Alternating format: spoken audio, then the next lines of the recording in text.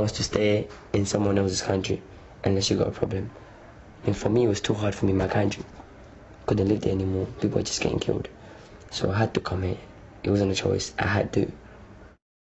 Around 100,000 children in Britain are refugees or seeking asylum.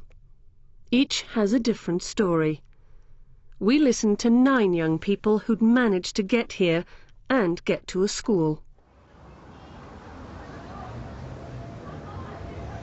The situation was quite poor when they left because the country has been 35 years in war. We came to England because of the wars in Afghanistan. People were getting killed like animals. They just to come in your house and kill all the men.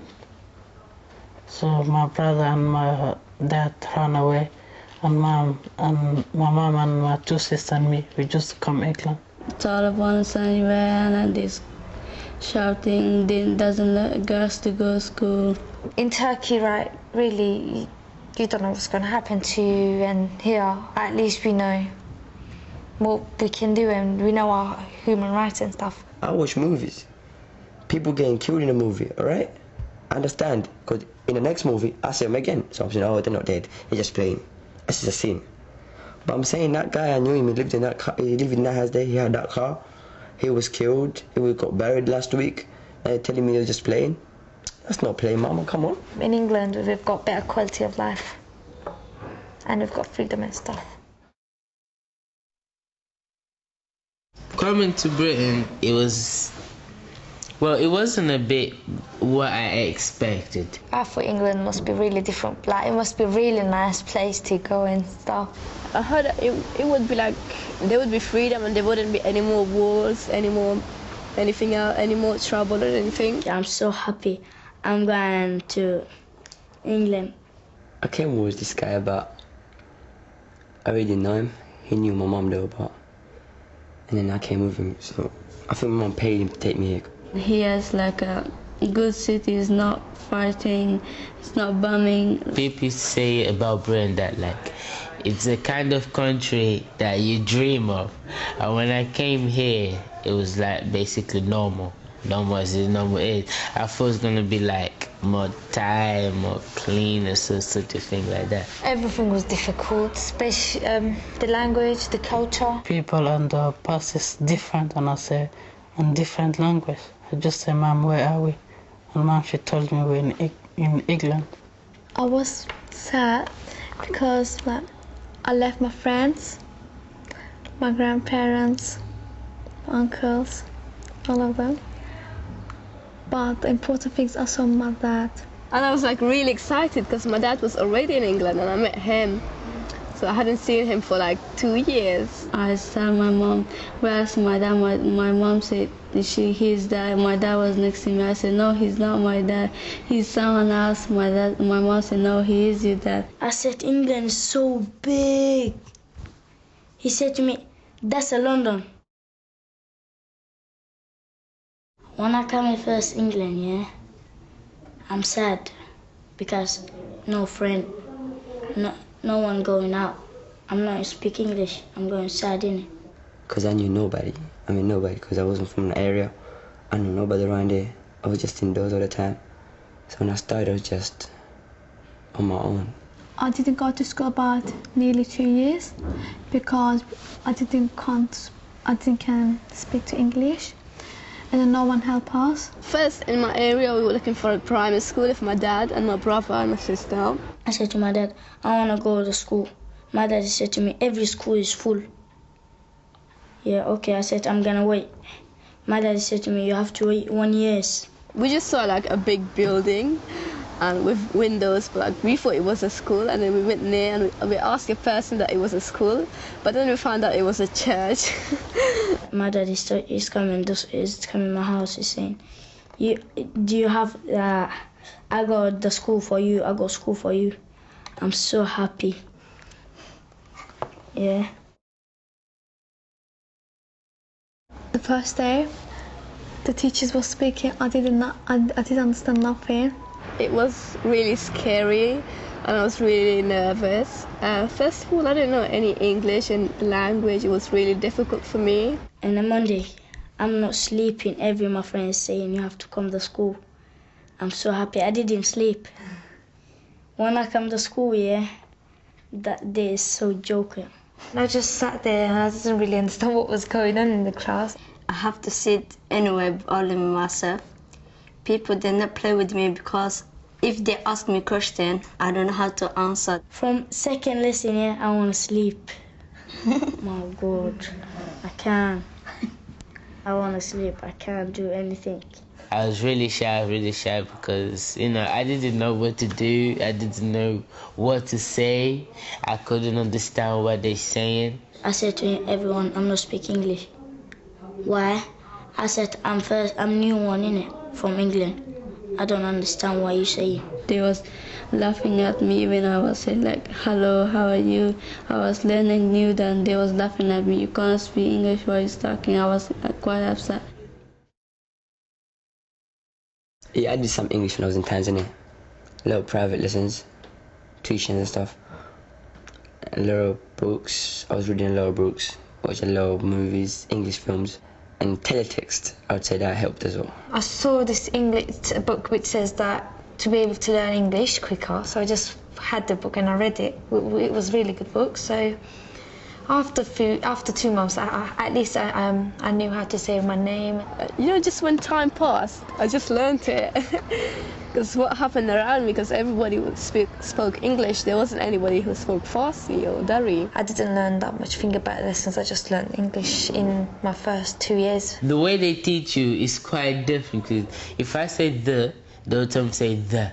The way they move their tongue, like making me say in the right position. It was really hard. It was really hard at the beginning.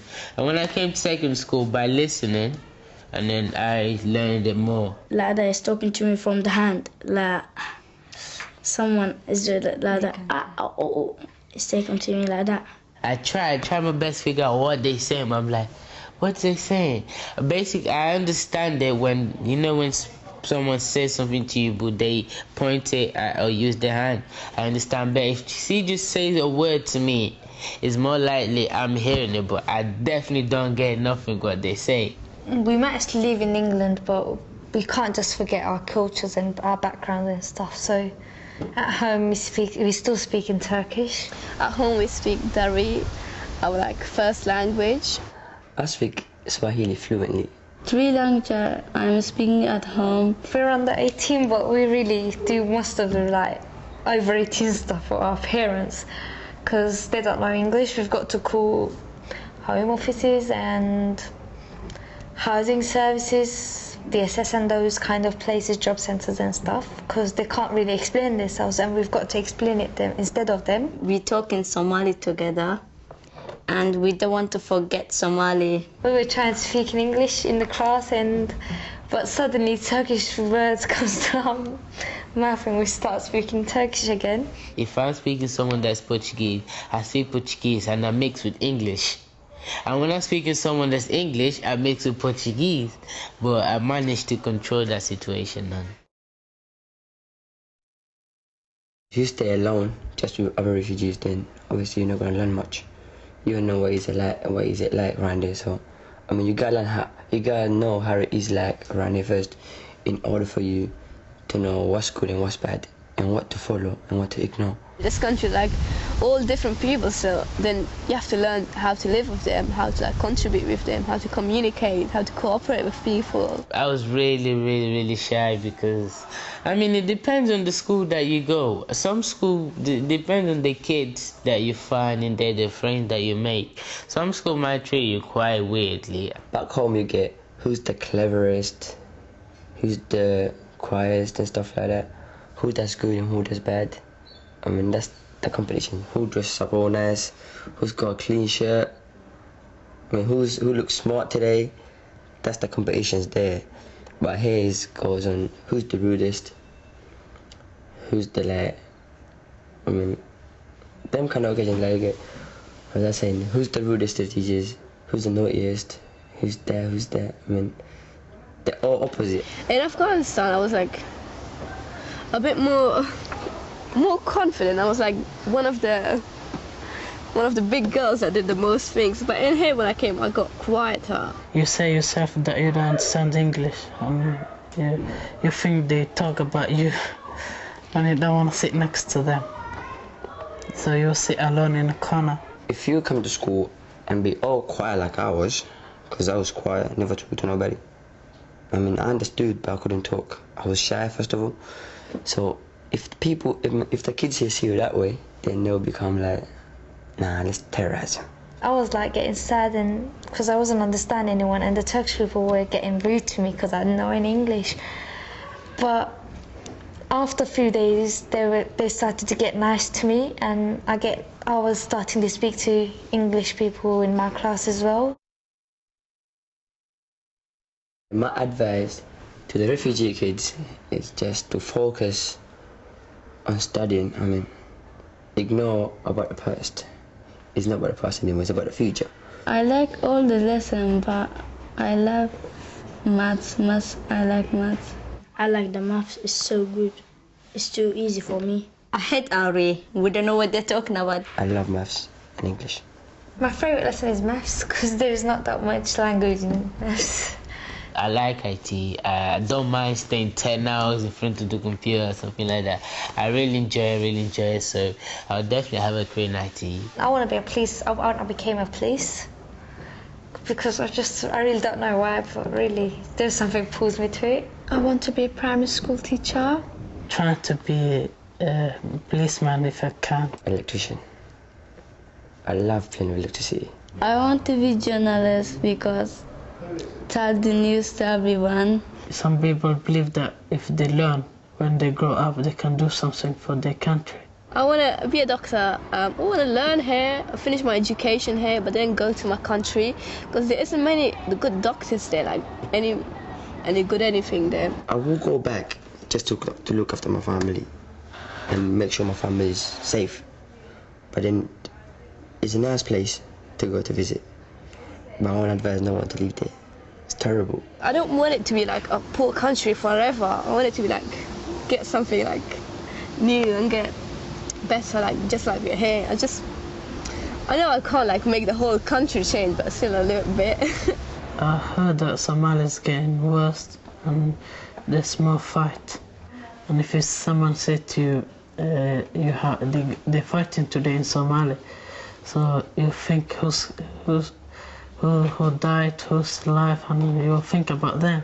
10 o'clock I'm watching news, like maybe it's about Afghanistan that I'm watching in the news and I know what's happening. I might be speaking to someone, but then my mind just might flow somewhere else and I'll be thinking of something else. And the guy might still be thinking, he's still talking to me while I'm not. My mind is somewhere far from there. And I'm thinking, other kids, if it happens to me, then it should happen to other kids as well. I don't think teachers understand what it's like to be on that position, but some teachers do, because I don't know, they're just being friendly. The most thing that happens that helps me is like teachers be friendly. That is like so nice. Just tell the teachers, just take a bit easy on the refugees, because you don't know what's been through their heads, their mind, their life.